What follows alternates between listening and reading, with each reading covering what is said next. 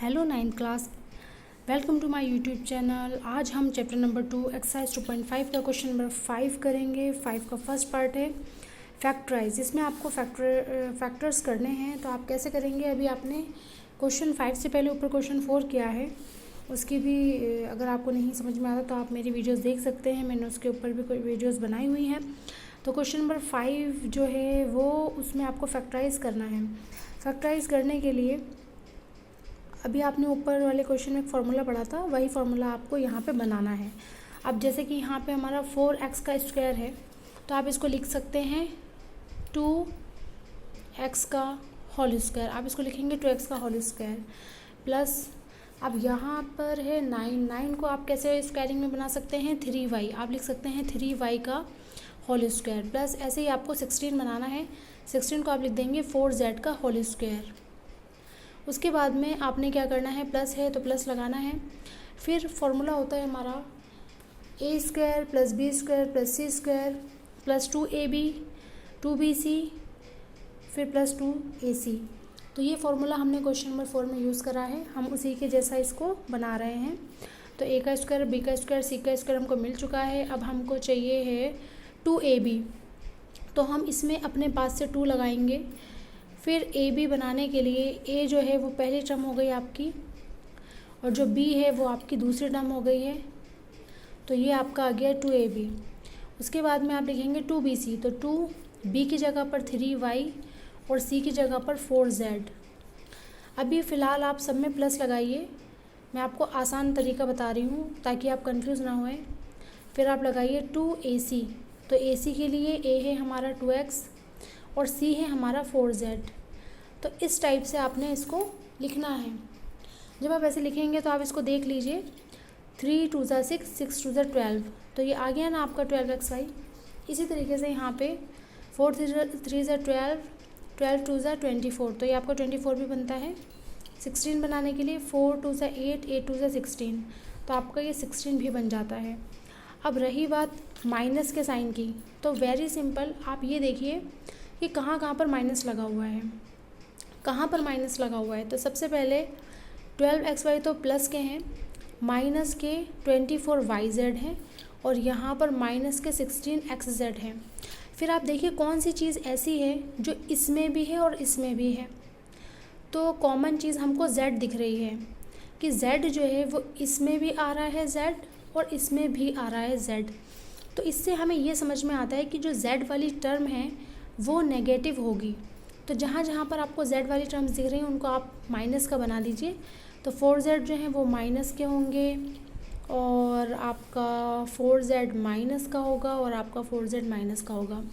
तो इस तरीके से आप साइन में कंफ्यूज नहीं होंगे। अब यहाँ पर आपने देखा आपको a मिल गया, आपको b मिल गया, आपको c मिल गया, तो आप क्या लिख देंगे? a प्लस b और माइनस के, क्योंकि जो c है वो आपका माइनस में है, तो a प्लस बी प्लस सी का होल स्क्वायर होता है। तो a प्लस बी माइनस सी का होल स्क्वायर, ये आपका फार्मूला हो गया है। इसको आप 2 टाइम्स लिख दीजिए।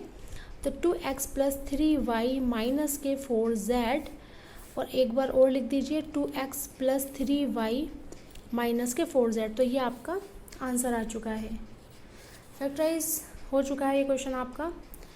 अब आपका है सेकंड क्वेश्चन। सेकंड क्वेश्चन भी बहुत अच्छा इंपॉर्टेंट क्वेश्चन है आपका, बहुत ध्यान से समझने वाला है। इसमें भी आपको फार्मूला बनाना है। हमारा फार्मूला अभी हमने जो ऊपर पढ़ा है, चलिए वो मैं लिख देती हूँ एक बार।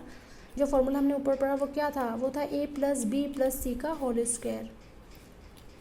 और ये सॉल्व कैसे होता है? a का स्क्वायर प्लस b का स्क्वायर प्लस c का square plus 2ab plus 2bc plus 2ac। तो अगर हमें ऐसी इक्वेशन मिल जाए तो हम उसको बंद करके ऐसे लिख देंगे। तो यहाँ पर हमें ऐसी इक्वेशन मिल गई है, और ये इक्वेशन इसके बराबर होती है। तो इसीलिए ये जो इक्वेशन हमारी बनी है इसको हमने बंद करके इसके बराबर लिख दिया, फिर हमने इसको 2 बार लिख दिया। अब आते हैं सेकंड क्वेश्चन के पास। यहाँ पर भी आपको a square B square C square चाहिए। तो अब a स्क्वायर कैसे बनेगा? x का स्क्वायर तो बन जाएगा, लेकिन 2 का नहीं बन सकता। तो इसलिए 2 बनाने के लिए बहुत सिंपल है, कहीं पर भी आपको ऐसे अकेला नंबर मिले तो आप उसका रूट लगा दें। अब इसको √2 का x का होल स्क्वायर बन जाएगा, क्योंकि हमें पता है रूट 2 की जब 2 से होगी, इस टाइप से जब होती है तो इससे ये कैंसिल हो जाता है।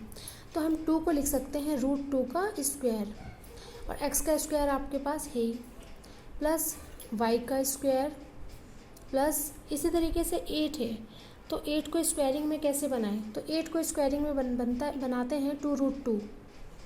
8 की जो स्क्वायरिंग है वो हो जाती है 2√2 z का होल स्क्वायर।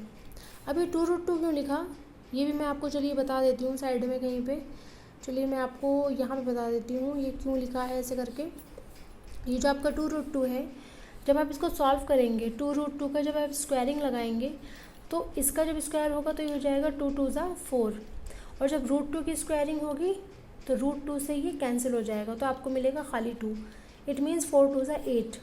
तो 8 को हमने लिख दिया 2√2। तो जहाँ पर अगर आपको 8 दिखे और आपको स्क्वायरिंग करनी हो तो आप ऐसे कर सकते हैं 2√2 z का होल स्क्वायर। तो आपके पास a मिल गया, b मिल गया, c मिल गया। a जो है वो ये टर्म है, b जो है वो ये टर्म है, और c जो है वो ये टर्म है। तो इससे आपको समझ में आ जाना चाहिए कि a b c 3 टर्म्स आपकी आ चुकी हैं। उसके बाद में क्या होता है फॉर्मूला हमारा 2ab, तो प्लस 2 a की जगह पर √2x, b की जगह पर y बन गया, प्लस 2yz, तो 2ab बन गया। अब आपको बनाना है bc, तो 2b की जगह पर y और c की जगह पर 2√2z। तो ये बन गया आपका 2ab 2bc। अब आपको बनाना है 2ac, तो 2a की जगह पर √2x और c की जगह पर 2√2z। तो इस टाइप से आपने इसको सॉल्व कर लिया, फैक्टर हो गए। तो मैं दोबारा से लाइन बता रही हूँ। 2 को आपने लिख दिया √2x का होल स्क्वायर प्लस y का स्क्वायर, y स्क्वायर तो ऐसे ही मिल गया आपको। 8 को हम लिख सकते हैं 2√2 का होल स्क्वायर, तो हमने 8 को लिख दिया 2√2 का होल स्क्वायर, प्लस 2ab, तो a की जगह पर √2x और b की जगह पर y, प्लस 2bc, तो b की जगह पर y और c की जगह पर 2√2z, प्लस 2ac, तो a की जगह पर √2x और c की जगह पर 2√2z। तो इस टाइप से हमने इनको खोल लिया है, सॉल्व कर लिया। अब हमें a मिल गया, b मिल गया, c मिल गया। जब हम इन तीनों को लिखेंगे ये फॉर्मूला बन चुका है आपका ये वाला। अब ये जो फॉर्म है ये फॉर्म हमारी ये बन चुकी, और इसका मतलब होता है ये। तो इन सब को हम लिख सकते हैं a प्लस बी प्लस सी का होल स्क्वायर। तो a है हमारा यहाँ पे √2x, b है हमारा यहाँ पर y, और c है यहाँ पर हमारा 2√2z, इनका स्क्वायर। ये तो है आपका आंसर। अब रही बात माइनस प्लस सॉल्व करने की, तो माइनस प्लस को आप ऐसे देखिए कि कौन सी टर्म है यहाँ पर जिसमें माइनस लगा है। तो पहले तो यहाँ पे माइनस लगा है और एक माइनस आपका यहाँ लगा है। अब इनमें देखिए कौन सी चीज़ कॉमन है जिसकी वजह से दोनों में माइनस आ रहा है। तो आप देखिए यहाँ पर भी x है और यहाँ पर भी x है। इसका मतलब ये हुआ कि जो x वाली टर्म है वो माइनस की है, मतलब कि जो x है ये वाली टर्म है वो माइनस की होगी। तो जहाँ जहाँ आपको x वाली टर्म दिख रही है आप उसको माइनस लगा दीजिए। इसी तरीके से यहाँ पर भी माइनस आ जाएगा। तो ये सॉल्यूशन आपका ऐसे बन जाएगा। पहले जब आप इसको सॉल्व करें तो प्लस रख कर ही सॉल्व करिएगा। फिर आप ये देखा करिए कि कहाँ कहाँ पर माइनस है। अब जैसे यहाँ पर x है तो माइनस आ रहा है, ऐसे यहाँ पर x है तो माइनस आ रहा है। y था लेकिन माइनस y की वजह से नहीं है, x दोनों में कॉमन है। यहाँ पर माइनस है, यहाँ पर माइनस है, यहाँ पे भी x है, यहाँ पे भी x है। इसका मतलब x वाली जो टर्म है वो माइनस की होगी। तो हमें और किसी से कोई मतलब नहीं है, हम सिर्फ x वाली टर्म को उठाएंगे और उस पर माइनस लगा देंगे। तो ऐसे करके इसमें बहुत बच्चे थोड़ा कंफ्यूज हो जाते हैं कि माइनस कैसे पता करेंगे ये वो। तो आप इसमें आसान तरीका ये है। तो ये था आपका आंसर। अब आप इसको चाहें तो 2 बार भी लिख दीजिए, नहीं तो आप इसको ऐसे ही लिखा रहने दीजिए। तो ये था आपका क्वेश्चन नंबर 5 का first part and second part. तो अगर आपको ये क्वेश्चन समझ में आया हो तो प्लीज़ मेरे चैनल सब्सक्राइब कीजिएगा, बेल आइकन का बटन प्रेस कीजिएगा, ताकि जो भी मैं क्वेश्चन डेली अपलोड करती हूँ उनका नोटिफिकेशन आपको मिले और आपका कोई भी क्वेश्चन मिस नहीं हो। तो मेरी वीडियो देखने के लिए आपको बहुत बहुत धन्यवाद।